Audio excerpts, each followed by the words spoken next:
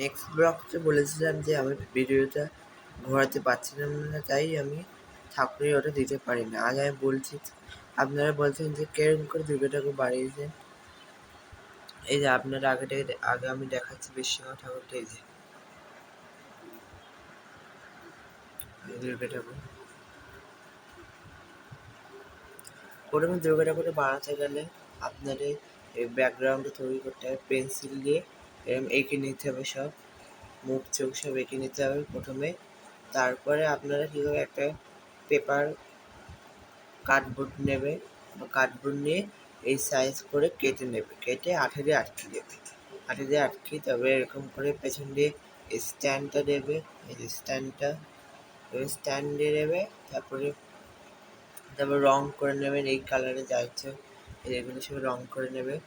তারপরে রং হয়ে গেল, তারপরে এই শাড়ি এখনো আমি পরাইনি। কেন? এই বিশ্বকর্মা ঠাকুর তৈরি করতে পারি, তার শাড়ি এখনো পরাইনি। হ্যাঁ, আপনাদের শাড়ি পরানো পরে দেখাবো।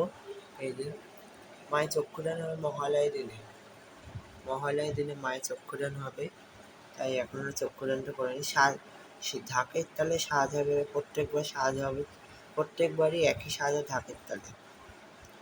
আপনারা যখন ভিডিওটা ঘোরাতে পারছিলাম না বলে, তাই তখন একসাথে বলতে পারিনি, এখন আলাদা করে একটা দিচ্ছি। এই যে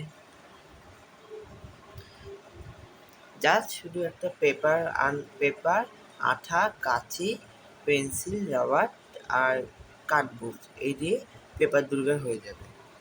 আর এটাকে বানিয়েছি আমি মোমবাতি বাক্স নেবে, বাক্সের মধ্যে পেপার দিয়ে ভেতরটা ভালো করে পুরো করে দেবে।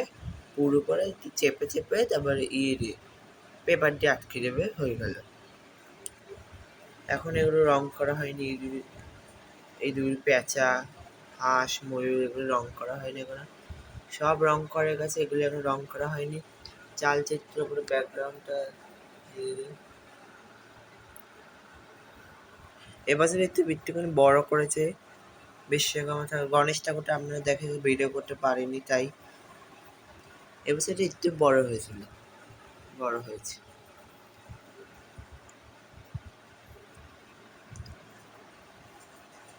গাইস, আজকে এত অব্দি রাখলাম। পরের দিন আর নেক্সট উইকতে আবার একটা ভিডিও নিয়ে আসবো। ভালো লাগলে লাইক কমেন্ট শেয়ার সাবস্ক্রাইব করে রাখবেন। আর সায়ন কর্মকারকে বলছি তোমার যদি ভালো লাগলে তুমি লাইক কমেন্ট শেয়ার করবে। আর সবাইকে জানাই